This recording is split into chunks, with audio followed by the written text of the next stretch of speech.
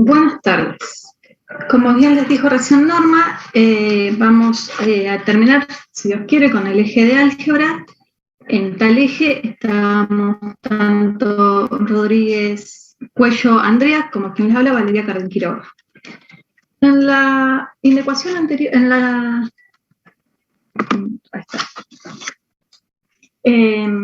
el encuentro anterior habíamos diseñado lo que eran las inecuaciones, donde habíamos resuelto dos ejercicios y habíamos dicho que el conjunto de solución de estos ejercicios eran estos dos intervalos reales.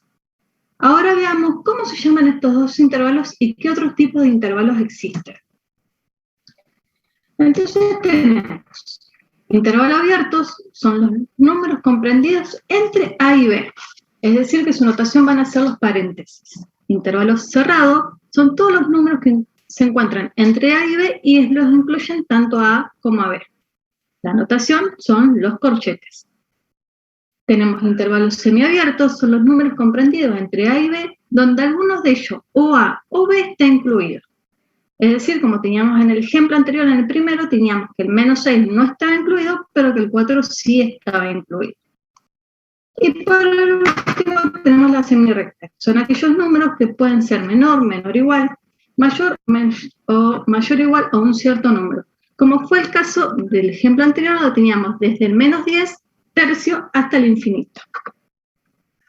Ahora bien, tenemos sistemas de inecuaciones. Son un grupo de inecuaciones lineales con una incógnita. ¿Cómo hacemos para resolverlas? Se resuelven cada inecuación de forma independiente y la solución del sistema corresponderá a la intersección de las soluciones obtenidas. Veamos un ejemplo. Tenemos estas dos inecuaciones, vamos a resolverlas. Recordemos que para resolver estas inecuaciones necesitamos recordar las propiedades que vimos en el módulo 1 de números reales. Entonces, la primera inecuación que teníamos era 3x más 5 menor a 11. Entonces, lo primero que hacemos es aplicar la propiedad número 2, donde yo sumo a ambos miembros el opuesto del 5. Obtenemos eso. Una vez que tenemos eso, resuelvo y sé que 3x es menor a 6. Nuevamente, por las propiedades, aplico la propiedad número 3, me queda que x es menor o igual a 6 dividido 2, y 6 dividido 2 es 3, entonces tengo los x menores a 3. Acá está el error. Es 6 dividido 3, entonces son los x menores a 3. A 2, ¿sí? ¿Me ayudan a resolver este segundo? ¿Qué es lo primero que vamos a hacer para despejar esta x? Lo primero que hacemos para despejar esta x es este 13 que está sumando, va a pasar restando. ¿Sí? Después, ¿qué se les ocurre que podemos hacer?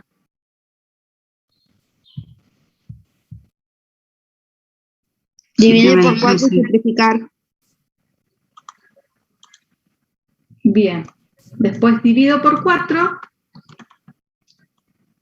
y luego simplifico, como bien dijeron, que no vi a quién habló. ¿Sí? Entonces, por un lado tenemos que la primera inecuación son los x menores a 2. Y la otra inecuación me dice que x es mayor o igual a menos 3 medios. Entonces, nosotros necesitamos el conjunto solución de este sistema de inecuación. Si lo realizamos en GeoGebra nos dice, recordemos que la primera era desde el menos 2 hacia la izquierda porque son todos los menores. Y para la segunda ecuación es de menos 3 medios hacia mi derecha porque eran todos los mayores iguales. Fíjense que GeoGebra en el 2 me dibuja una línea punteada. ¿Por qué? Porque son menores estrictos, entonces no me toma el 2 como valor, ¿ok? Y en el caso del menos 3 medios, como el valor sí me lo toma, el programa GeoGebra me dibuja una recta compacta. Entonces el conjunto de solución de este sistema de inecuación van a ser todos los números que están acá pintados en celeste, que serían desde el intervalo semiabierto, desde el menos 3 medios hasta el 2. También se nos puede presentar un sistema de inecuaciones como el siguiente, donde, a diferencia del anterior, este posee dos incógnitas. Entonces, nuevamente, resolvemos por un lado otro, y la primera inecuación, y por el otro lado la segunda inecuación. La solución de la primera inecuación es este semiplano que tenemos acá pintado en celeste.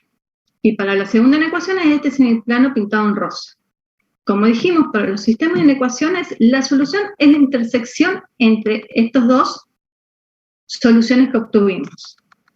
En este caso, el conjunto de solución son todos estos que está acá pintado en naranja. Fíjense que acá tenemos una recta compacta, es decir, que este borde también es solución de mi conjunto. Pero vamos a ver cómo funciona esto en GeoGebra.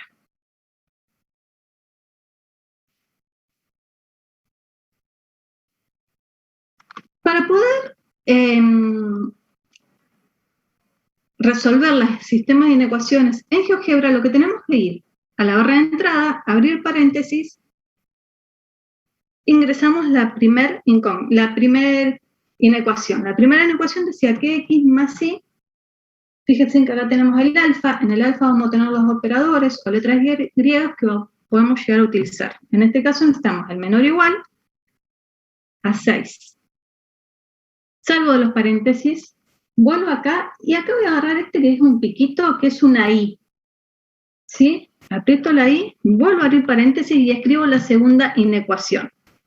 La segunda inecuación era 2 mayor o igual, voy acá, y ahí estamos. Fíjense, una vez que copié todos los sistemas de inecuaciones, hago Enter, y fíjense que el programa ya me dibuja el conjunto solución, ¿sí? Presten mucha atención. ¿Están seguros que esto sea el conjunto solución? Si no están seguros, lo que pueden hacer es ingresar la primera ingresamos la primera inecuación, que nos da este semiplano, ingresamos la segunda inecuación, fíjense que es este semiplano de acá, y fíjense que nos da, hay algo que he copiado mal, nos tiene que dar exactamente el mismo. Pusiste, en vez de menos 6, pusiste 6. Ah, en el que hicimos recién. Sí. Gracias. En el caso que se equivoquen, te pegan 2 veces donde copiaron la inecuación y ahí lo pueden solucionar. Y ahora sí coinciden. ¿Sí? Fíjense que coinciden exactamente los mismos valores. De esa forma van a resolver todo lo que es sistema de inecuaciones a través de GeoGebra. Presten atención que es todo lo que tienen en intersección. ¿Por qué? Porque GeoGebra nos dibuja la recta hacia arriba del conjunto solución. Y estas rectas no son solución del conjunto solución. En eso tienen que prestar mucha atención, ¿sí?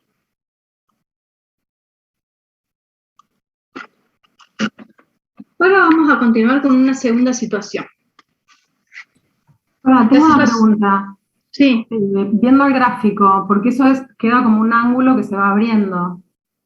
¿Es Sí, una solución infinita? Sí. ¿Qué sistema de inecuaciones? Siempre nos van a quedar los gráficos de la intersección. O sea, que nos puede dar una solución que esté encuadrada entre tal y tal número, o en este caso que son 2 semiplanos. En este caso son 2 semiplanos porque tenemos 2 incógnitas. Como tenemos 2 incógnitas, me da en el semiplano. Si tuviéramos una sola incógnita, como fue el primer caso, en el primer caso, sí teníamos entre un número y un número porque teníamos una sola incógnita. La solución es sobre claro. la recta real. Claro. La otra, como tenemos 2 incógnitas, es en los semiplanos. Perfecto, gracias. De nada. Me engancho, perdón, en la consulta de Bea porque está buenísima para decir 2 cosas. La primera es, quienes todavía no utilicen GeoGebra no desesperen, que seguramente en los grupitos de práctico les van a poder ayudar más a cómo se introducen en las barras las inecuaciones y demás, que Vale ahora lo está haciendo dinámico.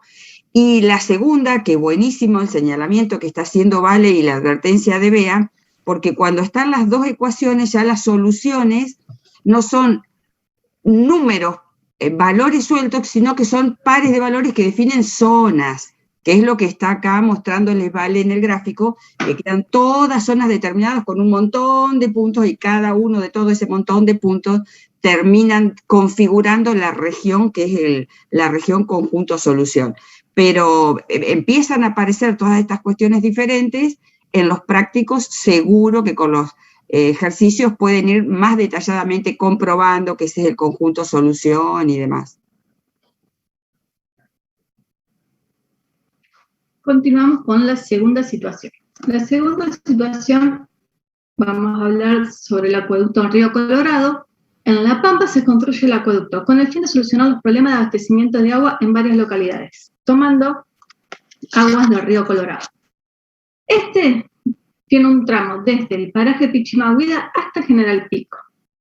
En 1996 se crea la Comisión Técnica del Acueducto del Río Colorado, que llevó a cabo toda la gestión de los estudios preliminares, anteproyectos, proyectos, etc.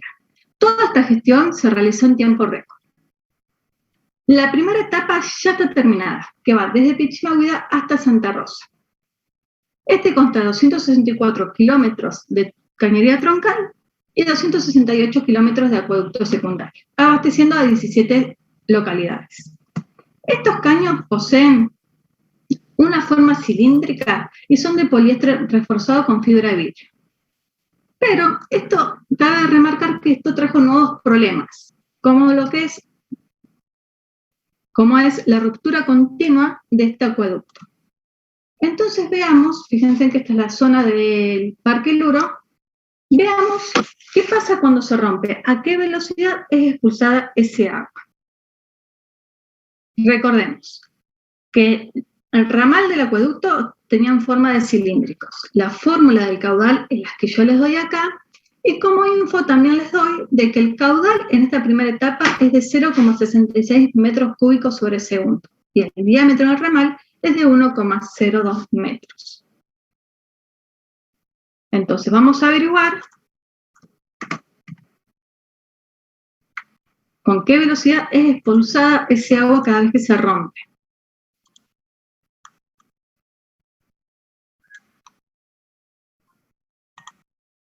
Esta es la forma del caudal. Vamos a escribir toda la información que ya nos dieron, que nos dieron el caudal y nos dieron el diámetro del cilindro. Entonces lo que nos falta es despejar la velocidad, que fue lo que yo hice en este segundo paso. Una vez que despejé la velocidad, estos son todos números, los resuelvo. Entonces podemos decir que 11 sexto pi metros sobre segundo es la velocidad con la que es expulsada ese agua cada vez que se rompe el acueducto. Ahora bien, yo les consulto.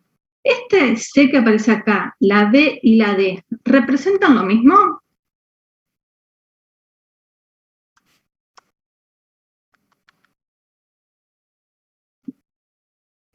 Para ustedes, la C de caudal, No. la B de velocidad y la D, ¿representan lo mismo? No, bien, vamos. No estaba viendo el chat. Andrés. Exactamente. No representan lo mismo, porque lo acabo de decir. Una representa el caudal, la otra la velocidad y una es el diámetro. Son todas incógnitas diferentes.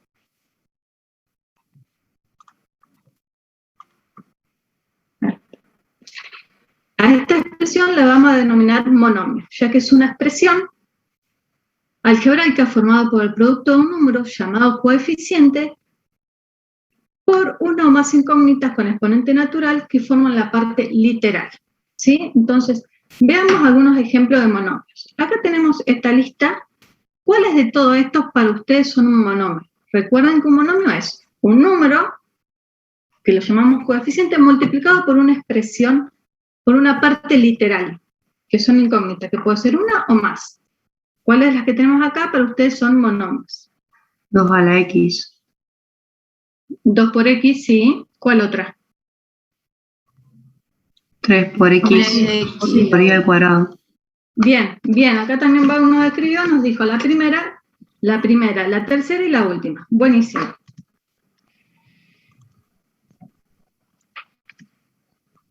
en la primera vamos a decir que el 2 es el coeficiente y el grado de este polinomio va a ser 1. Ahora, ¿ustedes se animan a decirme de este segundo monomio cuál es su grado y cuál es su coeficiente? El coeficiente es 3 y el grado es 2. Bien, ojo, el grado en este ejemplo es 3. ¿Por qué? Porque es la suma de la parte literal, de los exponentes de la parte literal. Nuestra parte literal acá es la y y es la x. Mi y está elevado al cuadrado y mi x elevado a la 1. Por ende, el grado de este monomio va a ser 3. ¿Sí?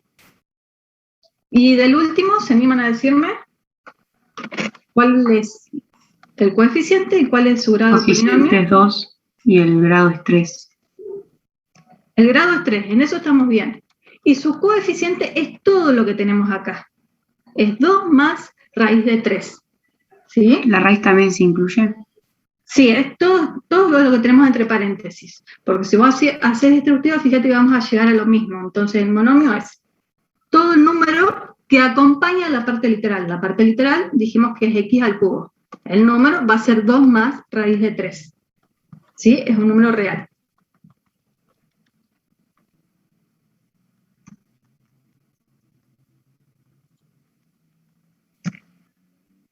Ahora bien, si tenemos la suma de dos monomios, lo vamos a llamar binomio. Y la suma o resta de tres binomios lo vamos a llamar trinomio. Entonces, a toda expresión algebraica formada por la suma o diferencia de monomios, la vamos a llamar polinomio. Veamos que en el primer ejemplo tenemos un trinomio. Y consta con varias incógnitas. Tenemos a la x como incógnita, a la y como incógnita y a la a como incógnita. ¿Sí? El grado de este polinomio va a ser el término que tenga mayor grado. En este caso, el de mayor grado es el que está en el medio, que su grado va a ser 3. Y su coeficiente principal va a ser raíz de 3. En B, tenemos un cuatrinomio con una sola incógnita, que es la x. ¿Y cuál es el grado de B? 5. Bien. ¿Y el coeficiente principal? 9. 7. 7. Coeficiente principal es 7. El 9 es el término independiente. Y en este último tenemos también una sola incógnita, que es la su grado 4 4. y coeficiente principal y 1. 1. Buenísimo. Término independiente 27. Para agregar en cuanto a este último, también podemos decir que este está completo y ordenado. Completo porque tiene todas las potencias decreciente del grado, desde el mayor hasta el término independiente. Y completo y ordenado porque los términos están ordenados de forma decreciente. Pueden estar de forma creciente y es lo mismo. ¿Sí?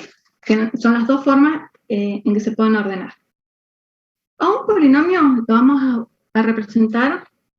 Perdón, ¿cuál es el coeficiente del C? Del C es 1. Coeficiente principal es 1. Ay, no ¿Sí caigo. ven? No. Porque cuando nosotros escribimos acá adelante, que no lo ponemos, pero siempre tenemos un 1 adelante de una incógnita.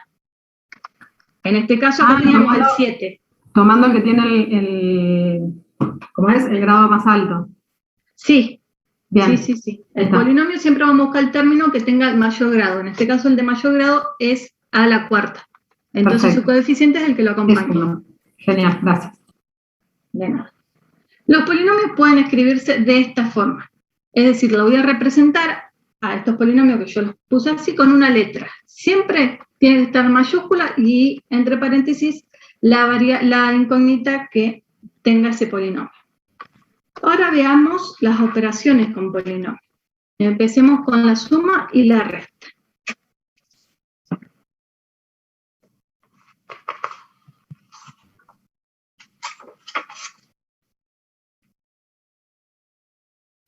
Para poder realizar la suma y la resta de polinomios, lo primero que hay que hacer es ordenarlos y completar.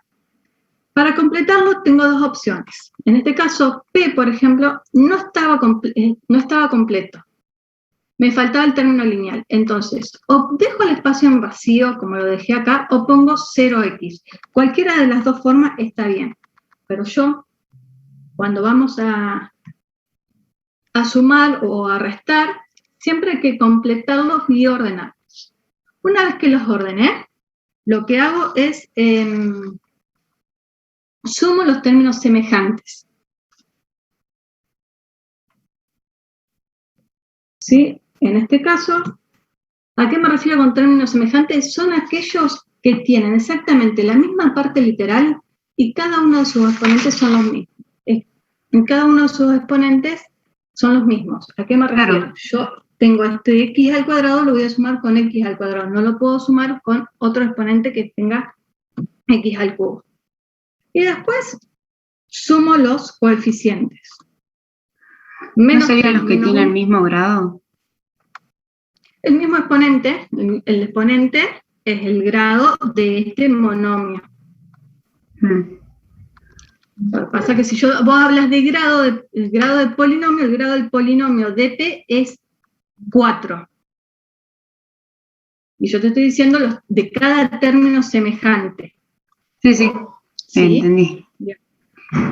Menos 3, menos 1 es menos 4, acá teníamos 0, más 1 es x, después sumo como estamos acostumbrados, 2 más 1 es 3, menos 5, menos 9, menos 14, y fíjense que acá también dejé el espacio en blanco, tengo una x a la cuarta, más 0x a la cuarta, me queda x a la cuarta. Para la resta es exactamente similar, lo primero que hago es ordeno y completo. Fíjense en que A estaba completo, solo había que ordenarlo, y C está incompleto, entonces le puse el término 0x cubo, que era el que le faltaba. Y después resto los coeficientes. Menos 7, menos 2 es menos 9, menos 2, menos 3, menos 5, 3 menos 5 es 8 positivo, menos 1 medio. Menos 0 es menos 1 medio, y menos x cuarta me queda x a la cuarta. ¿Sí? Eso teniendo cuidado de poner cada término semejante, después no habría problemas o no habría algo nuevo que afrontar. Ahora veamos la multiplicación de polinomios. Si yo tengo ese polinomio,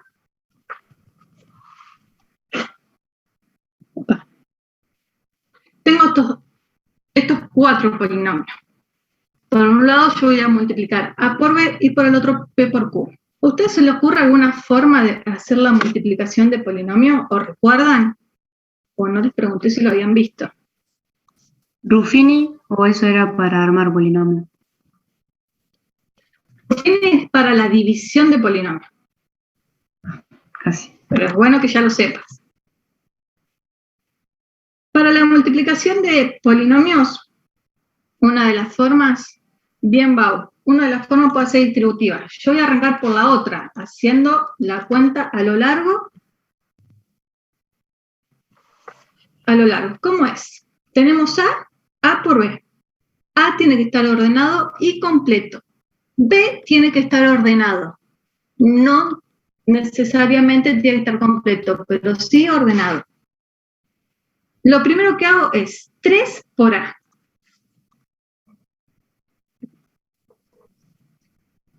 Lo primero que vamos a hacer es 3 por A. Entonces, una vez que hago 3 por 3, me da 9. 3 por menos 2x me da menos 6. 3 por 0x cuadrado, puedo poner 0, dejo el espacio en blanco. 3 por 5x cubo, tengo 15x cubo. 3 por 3x a la cuarta, me queda 9x a la cuarta.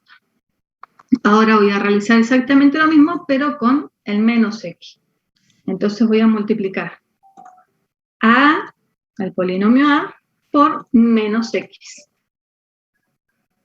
Entonces, empezamos. Menos x por 3, voy a obtener menos 3x.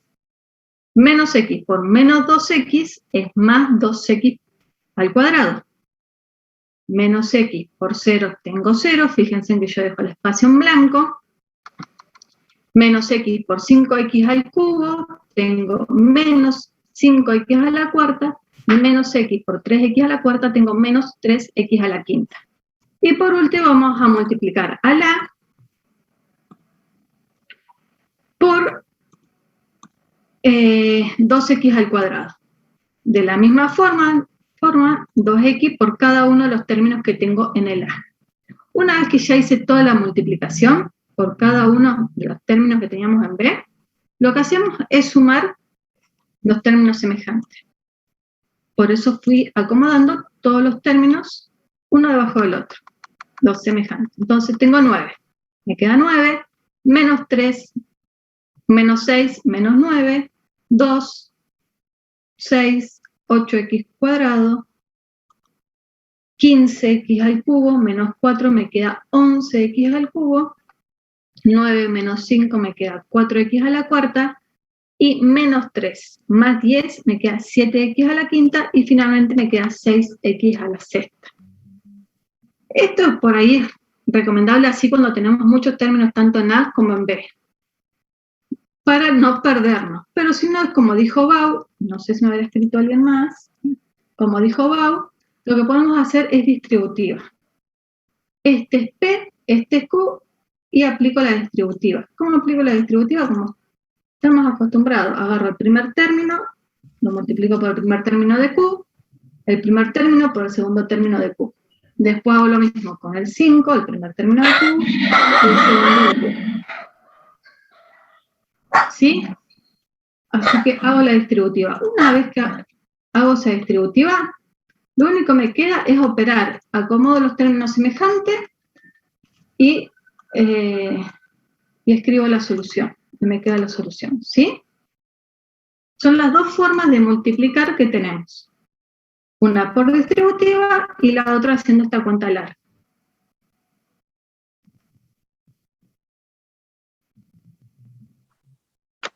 Bien.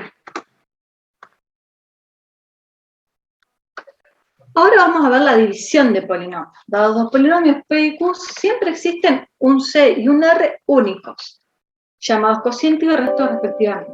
A diferencia de lo anterior, ahora acá vamos a ver el algoritmo de la división. Para poder dividir, antes que nada, el grado del polinomio del dividendo debe ser mayor o igual que el grado del polinomio del divisor. Y el dividendo, nuevamente, debe estar ordenado y completo.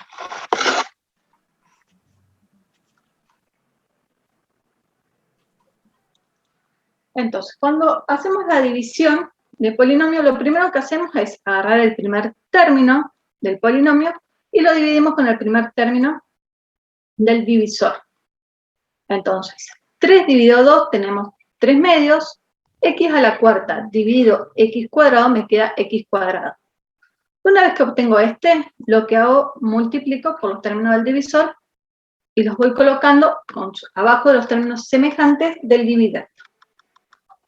3 medios de x cuadrado por 8 me da 12x cuadrado. 3 medios de x cuadrado por 6x me da 9x cubo. Y 3 medios de x cuadrado por 2x cuadrado me queda 3x a la cuarta. Una vez que realicé esto, lo que tengo que hacer es, al dividendo le voy a restar este polinomio que yo recién obtuve. 3x cuadrado menos 3x cuadrado me queda 0. Menos 5x cubo, menos 9x cubo, tengo 14x cubo, 2x menos 12 me queda menos 10x cuadrado, y menos 3 pasa derecho porque no le tengo que restar nada, y lo mismo pasa con el 9.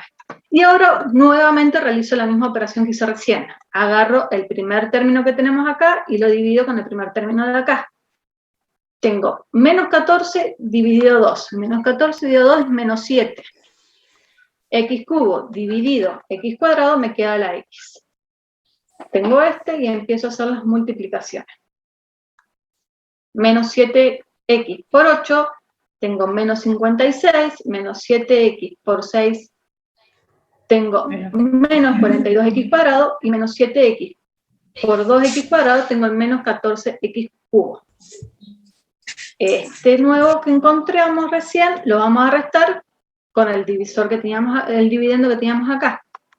Entonces, el primero nos queda 0. Menos 10, menos 42, me queda 32x cuadrado. Menos 3x, menos 56x, me queda 53x, y al 9 pasa derecho porque no tengo nada para restarle. Y finalmente agarro este 32 y también hago la misma operación. ¿Hasta cuándo vamos a hacer esta operación? Hasta que el grado que nos quede acá sea menor que el del divisor.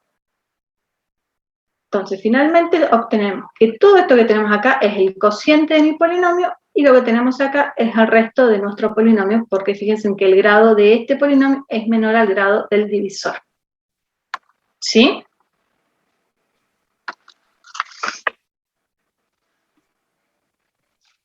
Voy a borrar todo esto.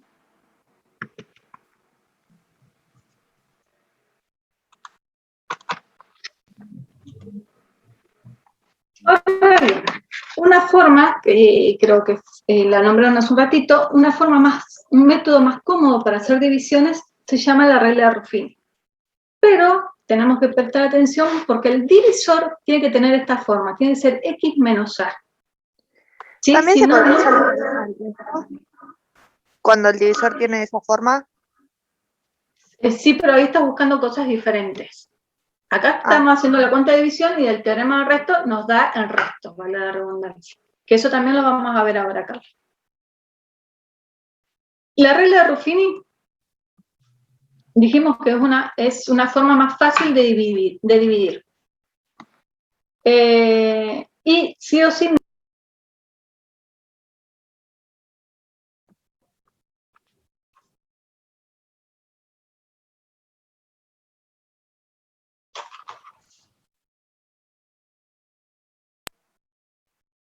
¿Me escuchan? Perfecto. Sí, vale.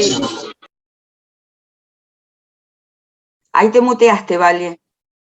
Se te cerró el micrófono, Vale. Porque me está saltando un cartel de que me están silenciando. Ah. Por eso pregunté si me escuchaban. Bien, vamos a ver este ejemplo. Empezamos a ver quiénes están de anfitriones que te quieren silenciar. Yo no era. Tenemos P y tenemos Q. ¿Cómo se aplica la regla de Ruffini? Nuevamente, P tiene que estar ordenado y completo, y vamos a tomar todos sus coeficientes. Fíjense que tenemos 1 para x a la cuarta, 0 para x al cubo, menos 4 para x cuadrado, 5 para el término lineal y menos 3 el término independiente.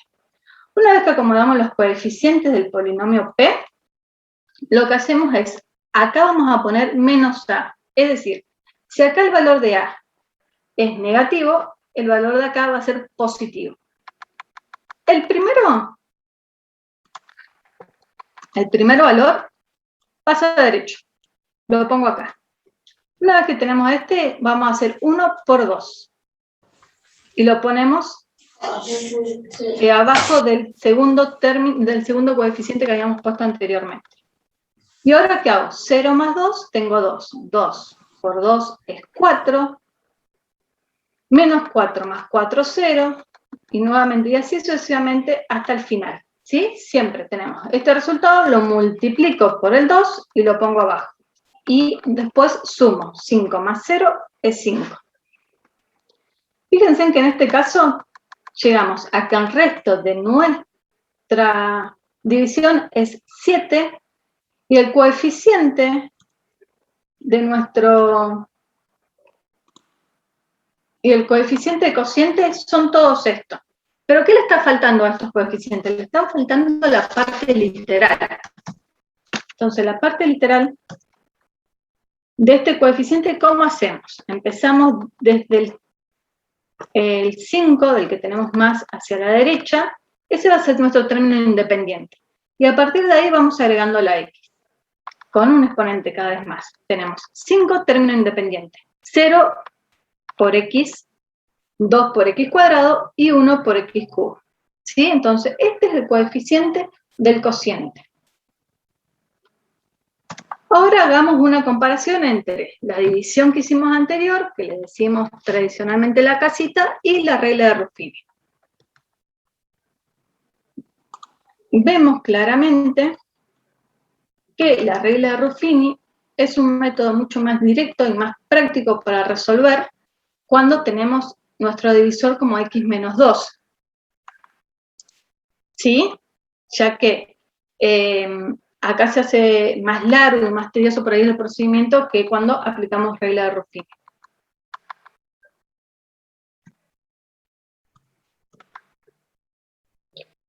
Una primera consecuencia interesante de la regla de Ruffini. Nosotros tenemos, por ejemplo, este polinomio que tenemos acá, P. Y tenemos como divisor Q y M. Fíjense que si yo agarro el polinomio P, que está ordenado y completo, cuando lo divido por Q, me queda de resto menos 8. Y cuando lo divido por M, me queda de resto 0. Entonces, ¿qué se les ocurre a ustedes que pasa entre P con Q o P con M? ¿Por qué este resto es menos 8 y por qué este resto es 0? ¿Qué se les ocurre? El que sea negativo cambia el resultado. ¿El resto que sea negativo cambia el resultado? Claro, que sea 1 a menos 1 no es lo mismo, porque multiplicar por menos es lo mismo que multiplicar por algo positivo. Que la expresión tiene que ser x menos a. Y si vos tenés x más 1, tendría que ser x menos 1. Por eso queda eso. Y el otro está bien escrito, entonces no... O sea, tendría que ser, de nuevo, así. No sé si me expliqué mal, pero bueno.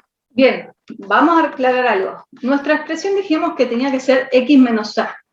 En este caso yo tengo Q, que a, en este caso, va a valer 1 negativo. Como acá vale 1 negativo, acá es que yo le cambio de signo y lo pongo positivo. Acá mi a vale 1 positivo, entonces por eso yo acá le pongo menos 1, ¿sí? No se confundan con el menos de la expresión. ¿Sí? Yo lo que iba es, cuando tenemos que el resto en este caso es un número, es menos 8, en este caso es 0, esto significa que P es divisible, que P es divisible por M. ¿Por qué? Porque una forma de darme cuenta rápidamente cuándo son divisibles es, agarro el término independiente y veo cuáles son sus divisores. Fíjense en que tanto para el menos 6, tanto el 1 como el menos 1 son divisores de mi término independiente, pero no los dos son, pero no los dos en este caso van a poder ser divisibles de mi P. ¿Sí? Fíjense en que mi M es x más 1, que sí me divide a mi P, pero Q es x menos 1 y no me divide a mi P, porque mi resto es distinto de 0.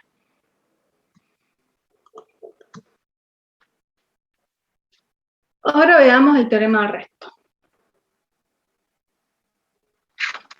El teorema del resto de la división de un polinomio de la forma x menos a es el valor que resulta de reemplazar la variable del dividendo por el valor opuesto al término independiente.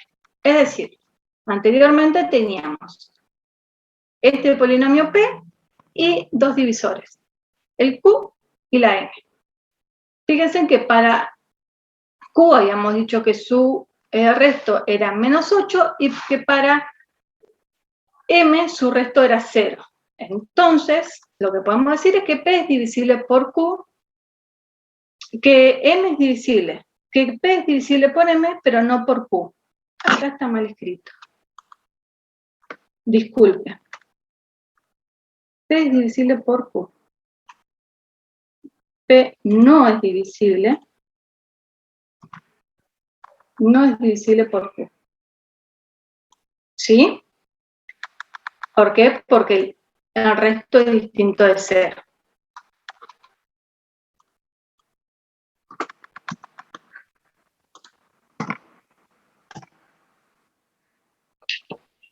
Ahora con los cálculos de raíces. Perdón, tengo una pregunta. Sí. En el anterior, cuando vos dijiste no es divisible, ¿puede que... o podés volver al anterior? Porque fíjate que ahí pones, si el resto es 0, entonces P es divisible por Q, ¿verdad? Sí, acá dije que estaba mal, no es divisible por Q. O sea, si el resto es 0, el polinomio es divisible por M, como este caso acá. O acá va, es no divisible por Q, porque el resto en este caso no es 0, o ponemos un no o pongo la M. Uno de los dos cambios tiene que hacer. Esta última expresión que está acá abajo está mal redactada. ¿Sí? ¿Me entendieron lo que corregí? Me habían preguntado recién. Perfecto. Perdón, Bien. que sea divisible, ¿qué significa? Que sea divisible es que mi resto me da 0. Cuando hacemos la división exacta, esa división exacta de resto te da 0. Fíjate, Vale, que la frase empieza diciendo el resto es 0, ahí está la historia de la confusión. Entonces, en esa frase, si el resto es 0,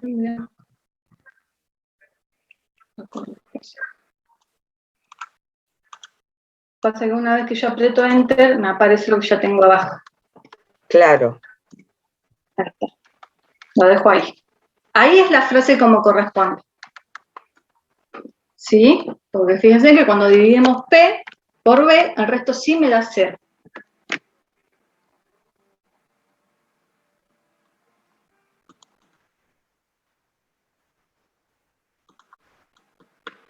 Vamos con el cálculo de raíces. Un número A se llama raíz de un polinomio, P de X, si P de A es igual a 0.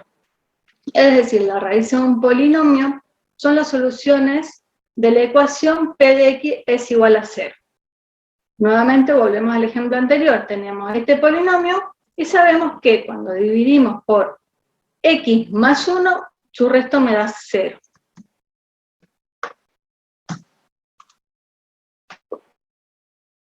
Vamos a ver si es cierto.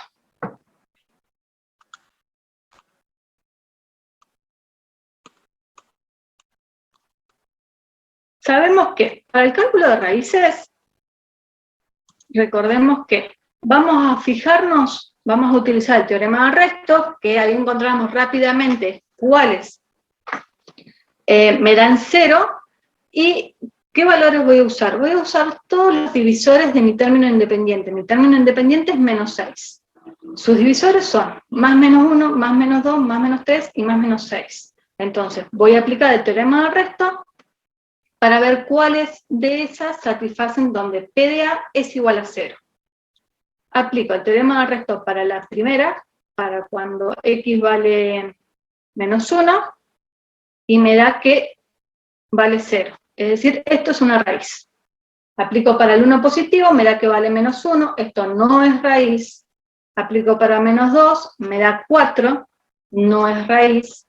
Para 2 positivo, tampoco es raíz. Para menos 3, fíjense en que sí es raíz, porque cuando reemplazo me da 0. Para el 3 positivo no me da raíz. Y tanto para el 6 como para el menos 6 tampoco obtengo las raíces, ¿sí? Una forma de darme cuenta de las raíces, rápido y fácil por ahí, es aplicando el teorema de resto. Otra forma, para ver si realmente eso es cierto, es aplicar Ruffini. Dijimos que una de las raíces positivas, una de las raíces era el menos 1. Entonces aplico Ruffini al polinomio, con el menos 1 obtengo este nuevo polinomio. Fíjense en que me da de resto 0.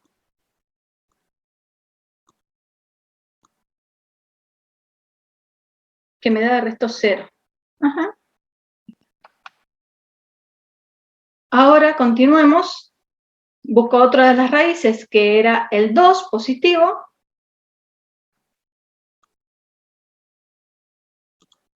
A ver, otra de las raíces que era el menos 3.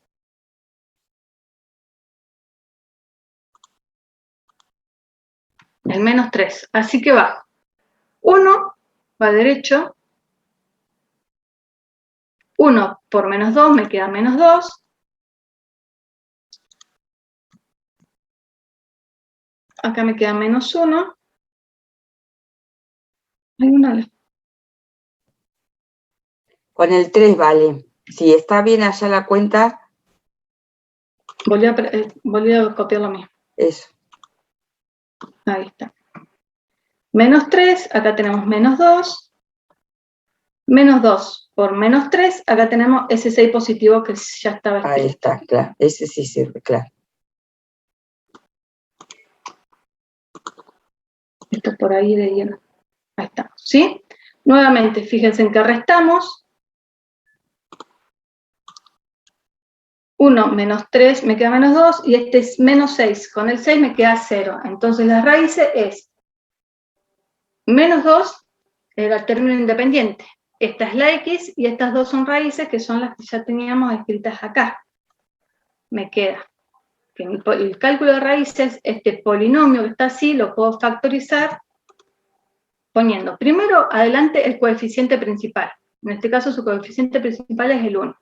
Y después el producto de las raíces que conseguimos recién, con el último coeficiente.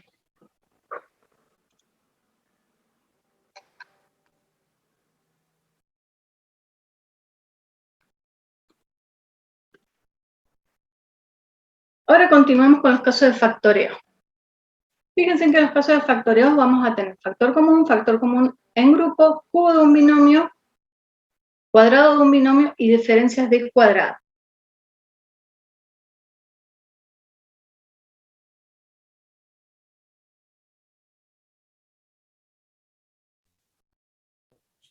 Está mutada. Ahí estoy. ¿Me escucharon los 5 casos de factoreo que tenemos acá? Los dos últimos ya los hemos ido viendo desde el principio, desde la primera unidad, entonces estos no se los voy a explicar, pero sí vamos a ver los 3 primeros. En el caso de factor común, aplicamos este caso cuando el polinomio tiene algo en común, en todos los términos. Ese algo puede ser un número o una de las incógnitas. Veamos el primer ejemplo. Yo tengo P de X y tenemos 16x al cubo más 8x cuadrado menos 2x más 4. Si nos fijamos, incógnitas no pueden ser en común porque tengo un término independiente que no tiene incógnita. Entonces, veamos los números. Si nos damos cuenta, tanto el 16, el 8 como el 2 son múltiplos del 2. Entonces saco como factor común adelante el 2. Y después divido. 16x cubo dividido 2 me queda 8 tercios y así sucesivamente con los otros términos. Veamos Q. Yo ahora tengo Q, que es 6x cuarta más 5x quinta menos 6x a la sexta. ¿Qué le parece a ustedes que es lo que tienen en común estos tres monomios? Bien, Bauti. No Bauti. Es el x a la cuarta. Es la parte literal. Entonces saco x a la cuarta adelante y después divido. ¿Sí? Ahora continuamos con el factor común en grupo. Este método es similar. Perdón, ¿por qué x a la cuarta? Bien. Porque fíjate que es lo que tienen en común entre todos. Entonces, todos tienen en común la parte literal, es x. Y siempre vamos a elegir el de menor exponente, porque si yo saco x a la sexta, para el primer término no voy a tener algo en común. ¿Sí?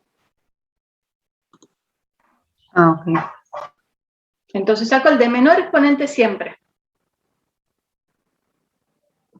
Siempre que hablamos de la parte literal, el de menor exponente.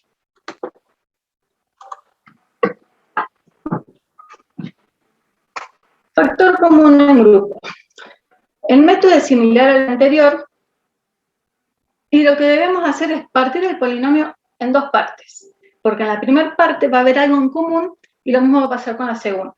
Lo que se busca es que lo que nos quede entre paréntesis en cada una de las partes sea lo mismo para después unir estas dos partes que quedan del polinomio mediante otro factor. Veámoslo en un ejemplo.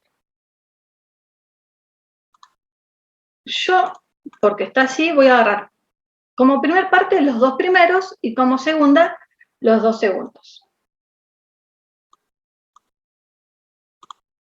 y como segunda estos dos que están acá atrás, ¿sí? De esta primera, fíjense en que yo tengo el 25 y el 10, múltiplos de divisores o múltiplos de quién son. El 5. Bien, entonces tengo el 5 como factor común. ¿Y qué más tengo como factor común? X. X. ¿Y de la segunda? 3. 3 y 3. Y 3, porque en la parte literal no hay nada en común. Bárbaro. Entonces, como dijimos, de la primera teníamos 5x, fíjense, nos queda entre paréntesis 5y menos 2x cuadrado, y de la segunda parte teníamos 3, y entre paréntesis, fíjense que tenemos exactamente lo mismo que en la primera. Entonces, nuevamente saco factor común, y me queda este cuatrinomio escrito como los factores de estos dos, como factores de estos dos, producto de estos dos. El de abajo no sería 5xy. No, fíjate que yo acá lo que agarro es este que es igual a... no. Eso No, decís porque vos.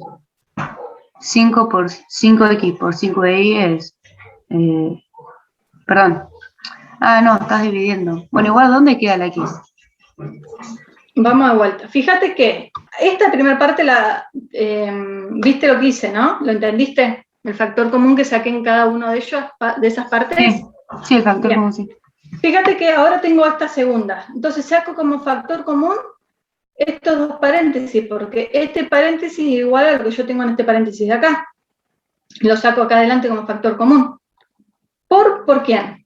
Por este y por este que no lo tengo en común, pero no me lo tengo que poner a un lado. Entonces saqué el factor común y ¿qué me quedó? Yo divido la primera expresión, dividido esto, me queda el 5x, divido la segunda expresión, dividido la segunda expresión, dividida la de adelante, me queda el 3. ¿Sí? No sé quién me hablaba. Ay, me perdí en la última parte. Abrí. Esto y esto lo saco como factor común. Está acá adelante. ¿Sí? Sí. Y ahora divido. Divido la primera expresión, divido mi factor común. ¿Qué me va a quedar? Me queda el 5x, que está puesto acá. Más. Agarro la segunda expresión. Esto ya lo tengo acá adelante. Entonces, cuando lo divido, me voy a quedar con el 3. ¿Sí? ¿Ahora sí? Sí. Bien.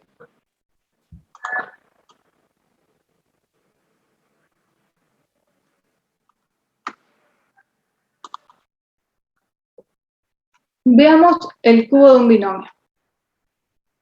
La fórmula del cubo de un binomio es esta de acá. Lo que tenemos que hacer para factorizar un polinomio por este método es asegurar que el polinomio de 4 términos sea equivalente al binomio elevado al cubo. Entonces, tenemos este ejemplo. Yo voy a buscar en todos estos términos cuáles para mí son cubos. En este caso en particular, cubos perfectos son el primero, porque yo sé que 8x cubo va a ser igual a 2x, todo esto elevado al cubo. Y si sigo mirando, el otro que es cubo perfecto es el 27, porque es 3 al cubo. ¿Sí? Entonces, yo ya sé cuáles son los dos números que voy a tener, tanto mi A como mi B. Ahora veamos si es cierto. Entonces, lo único que hago es desarrollar la fórmula. Entonces, el primero al cubo más 3 por el primero al cuadrado por 3, más 3 por el primero, como está, por el 3 al cuadrado, más el 3 al cubo. Si hacemos todas las cuentas, van a ver que este ejemplo que teníamos acá era un cubo de un binomio, porque exactamente obtenemos el mismo resultado. ¿Sí?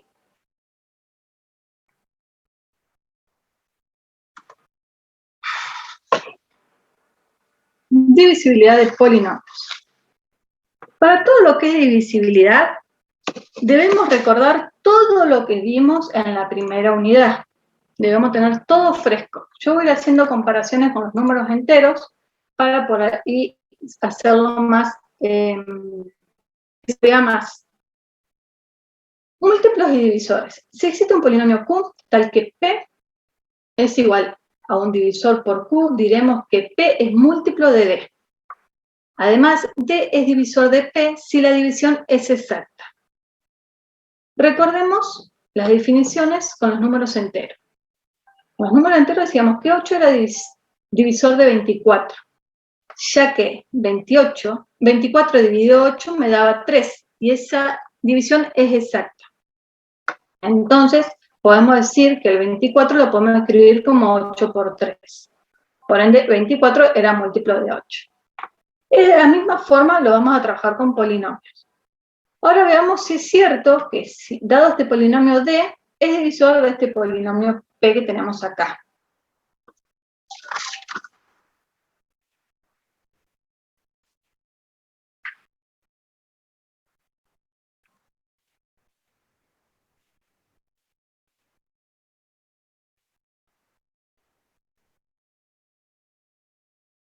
Nosotros teníamos arriba, tenemos P, acá arriba tenemos P, que está ordenado y completo, y abajo tenemos D. Si hacemos la cuenta de división, la que tenemos acá, van a ver que nuestra división es exacta. Agarramos el primero, lo dividimos con el primero que tenemos allá, primero con primero es x cuadrado. Multiplicamos este x cuadrado por cada uno de los términos del divisor y obtenemos este resultado. Restamos término semejante y obtenemos este nuevo polinomio. Nuevamente, elijo, agarro este y lo divido con el x cuadrado. Y ahí obtenemos que me da 5x. Este 5x lo voy a multiplicar por 2, por menos 3x y por x cuadrado, y vamos a obtener este polinomio acá. Restamos, y una vez que restamos, agarramos por último este polinomio, dividimos, donde nuevamente agarramos el 6, dividido el primero, entonces voy a tener 6x, 6 solo, porque x con x cuadrado y x cuadrado me queda 6 positivo. Agarro este 6, multiplico por el 2, por el menos 3 y por x cuadrado. Y fíjense en que cuando voy a hacer la última resta, me queda mi resto que es 0. ¿Sí? Entonces podemos ver claramente que P de X es igual a un D por el Q. Por ende, P es múltiplo de D y de Q, ¿sí? Porque nuestro resto dio 0. Nos da una división exacta.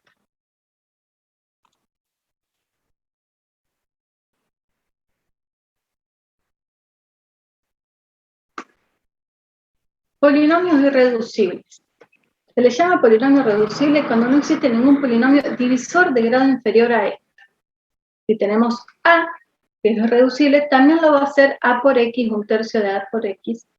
En general, cualquier valor K distinto de 0 es un polinomio irreducible. Fíjense en que tenemos, en este caso, A de X es un polinomio irreducible porque no existe un grado inferior a él. En el caso del C y del D, vamos a obtener exactamente lo mismo. Fíjense que acá tenemos el 4 adelante multiplicándose, pero lo que tenemos acá es irreducible. Y en el caso del D, si yo saco el 7 adelante como factor común, me queda x más 21 y eso también es irreducible. ¿Qué pasa con el B? El B es una cuadrática. Y si ustedes hacen Bhaskaras, van a ver que sus raíces son imaginarias. ¿Sí? Entonces, como son imaginarias y estamos en los grupos reales, este es un término irreducible. ¿Sí?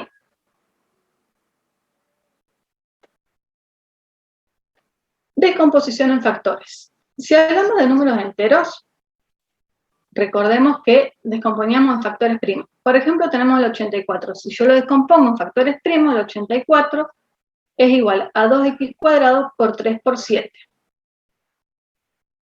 Análogamente ocurre lo mismo con los polinomios. Yo voy a agarrar un polinomio y voy a ir aplicando el Ruffini sucesivamente hasta conseguir todos su descomposición en factores, ¿sí? Recordemos que una de las formas fáciles de encontrar estas expresiones es sabiendo los divisores de mi término independiente.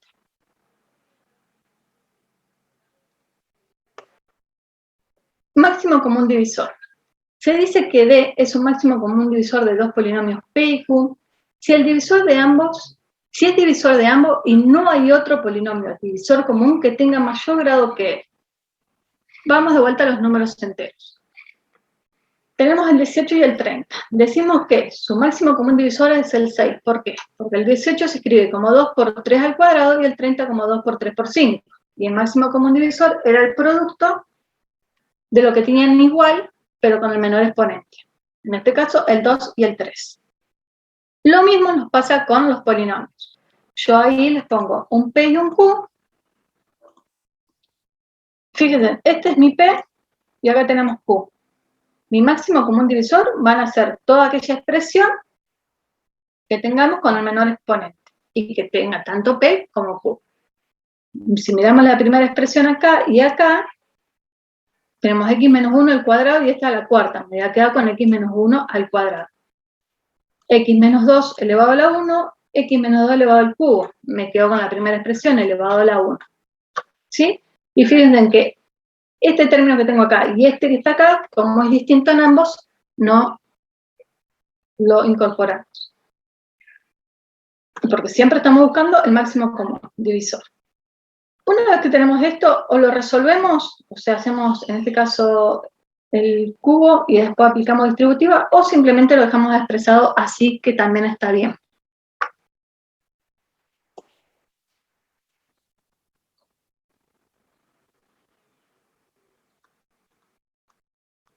Ahora veamos el mínimo común múltiplo. Nuevamente, recordemos cómo era el mínimo común múltiplo para los enteros. En el caso anterior teníamos el 18 y el 30.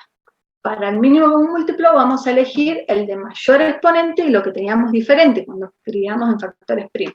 Entonces, en el caso del 18 y el 30, tenemos 2, 3 al cuadrado y el 5. Su mínimo común múltiplo es el 90. Veamos en el ejemplo que yo le di quiénes son nuestro mínimo común múltiplo. Recordemos, todo lo que tiene mayor potencia y lo que es distinto. Entonces, y con este me voy a quedar con este, elevado a la cuarta. Después tenemos este otro término que también están los dos, pero el de mayor exponente está acá. Entonces, me quedo con x menos 2 al cubo. Y por último, voy a poner todo lo que es diferente. En P tengo este término cuadrático que no está en Q. Y tengo este término que no está en P, entonces también lo pongo. Y ahí tengo mi mínimo común múltiplo.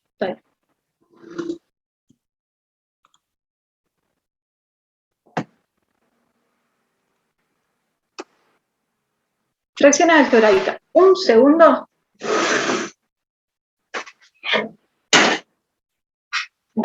Ahora seguimos con fracciones algebraicas. Dado dos polinomios P y Q, tal que Q sea distinto de 0, se denomina fracción algebraica o expresión algebraica fraccionaria a todo este tipo de expresión así. Veamos un ejemplo. Tenemos estos tres ejemplos. Sabemos que son expresiones algebraicas, pero ¿para qué valores es verdadero que la A es una expresión algebraica? Fíjense en que para la A va a ser verdadera esa expresión algebraica para los valores de que X sean distintos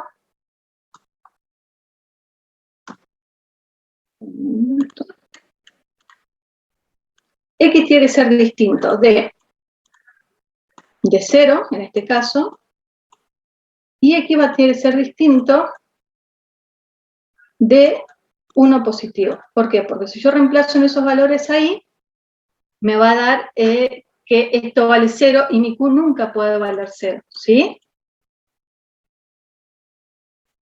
Veamos en esta expresión. En esta expresión tenemos esta fracción algebraica y veamos para qué valores este no puede ser 0. Si yo reemplazo rápidamente, agarro la expresión Q y le igualo a 0, me voy a dar cuenta rápidamente que para el menos 1/3,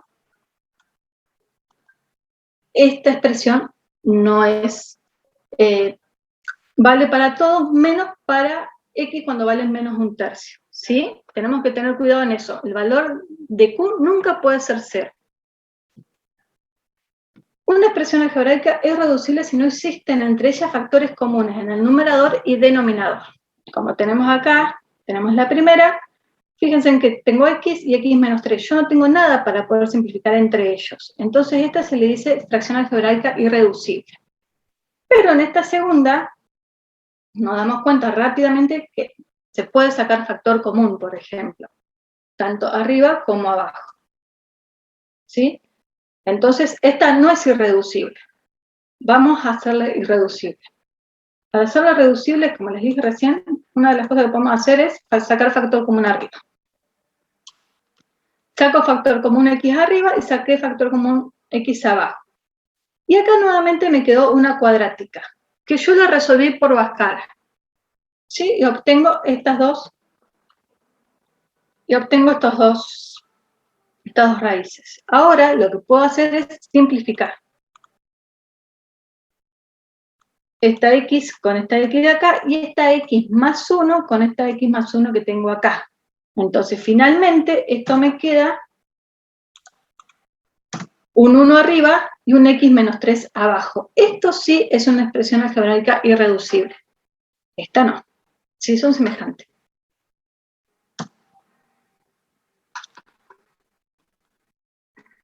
Bueno, les voy contando que ya estaríamos en condiciones de hacer todo el trabajo práctico del eje número 2. Y que fui como avión, seguramente van a tener que volver a escuchar el video. Bueno,